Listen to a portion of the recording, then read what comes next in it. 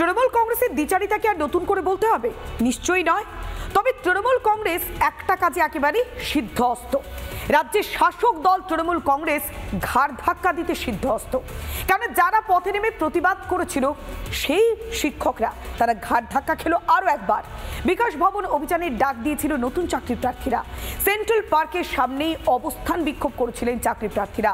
আর তখনই আন্দোলনকারীদের একেবারে টেনে হিঁচড়ে সরিয়ে নিয়ে গেল মমতা বন্দ্যোপাধ্যায়, তৃণমূল কংগ্রেসের সরকারের সেই পুলিশ।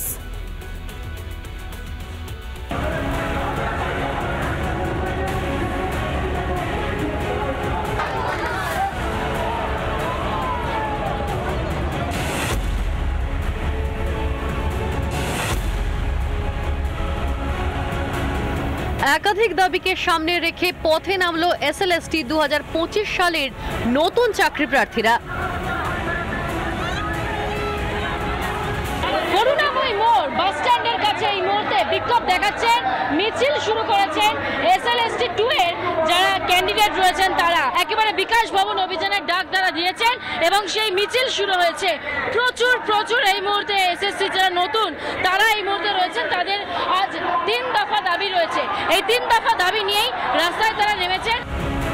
অভিজ্ঞতা নিরিখে 10 নম্বর দেওয়া যাবে না, সকলের জন্য সমান নিয়ম রাখতে হবে, ওএমআর শিট জনসমক্ষে আনতে হবে। করুণাময়ী বাসস্ট্যান্ড থেকে সেন্ট্রাল পার্কে পৌঁছতেই মিছিলে বাধা দেয় পুলিশ। আপনারা এখানেই দাঁড়িয়ে যান, আপনাদের নেতৃত্বের সাথে কথা হয়েছে, আপনারা এখানেই দাঁড়িয়ে যান। অনুমতি নেই, তাই পুলিশ এই মুহূর্তে যেতে দিচ্ছে না বিকাশ ভবন।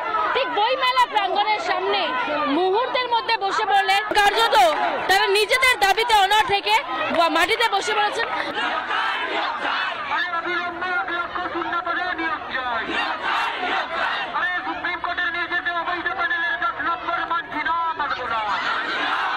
পুলিশ যেহেতু দলদাস, সবাই জানে যে এটা মমতা বন্দ্যোপাধ্যায়ের পুলিশ, এরা কোনো সময় ন্যায়ের পথে থাকে না। আজও সেইভাবে আমরা যাতে আমাদের গন্তব্যস্থলে পৌঁছাতে না পারি সেই জন্য আমাদেরকে আটক করেছে। আমাদের ন্যায্য দাবি, আমরা 10 বছর পরে প্রথম পরীক্ষায় বসলাম, ফুল নম্বর পাওয়ার পরেও ডাক পাচ্ছি না। আমাদের হারাবার কিছু নেই, আমাদের জীবন জীবিকা কোনো সুযোগ নেই, তো আমরা এখান থেকে উঠবো না। দুপুর থেকে সন্ধে পর্যন্ত রাস্তাতেই অবস্থান ও স্লোগানিং চালায় আন্দোলনকারীরা।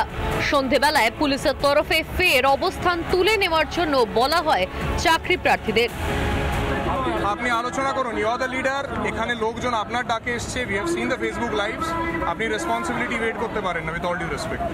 ঠিক আছে, আপনি লোক এনেছেন, লোক নিয়ে যাওয়া, আইন শৃঙ্খলা পালন করা, ওনাদের দিয়ে পালন করানোর রেসপন্সিবিলিটি কিন্তু আপনার আছে। আপনি কাইন্ডলি ওদের সাথে কথা বলে please wind up the thing now. এরকমভাবে লোকজন এনে পথ অবরোধ করে মানুষের অসুবিধে করে এটা করতে দেওয়া যাবে না। We have told them. আমরা আশা করছি আমরা ওনাদের কাছ থেকে একটা পজিটিভ রেসপন্স পাবো। আমাদের সিদ্ধান্ত এখন যেটা হয়েছে, আমরা রাত জাগার কর্মসূচি নিয়েছি। আমি বললাম স্যার আমরা অফিসিয়ালি আপনাদেরকে লেটার করছি, আপনারা আমাদেরকে সহযোগিতা করুন, আমাদেরকে একটা জায়গা ঠিক করে দিন, আমরা রাখতে থাকবো। এইটা আমাদের ক্লিয়ার মেসেজ, আমরা এখানে থাকবো।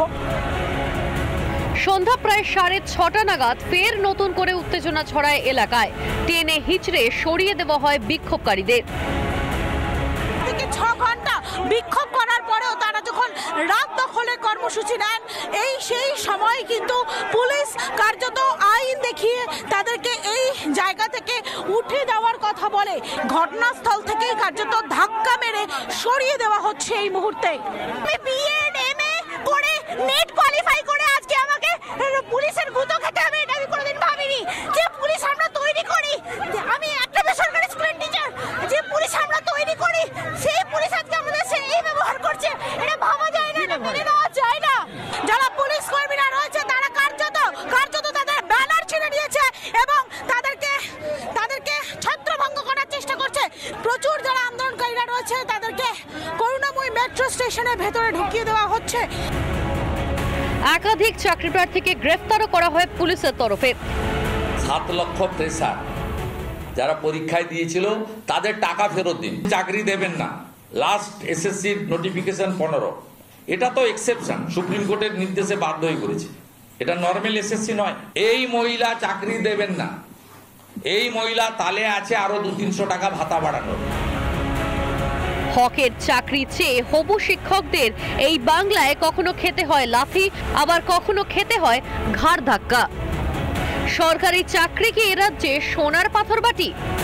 রিপাবলিক বাংলা।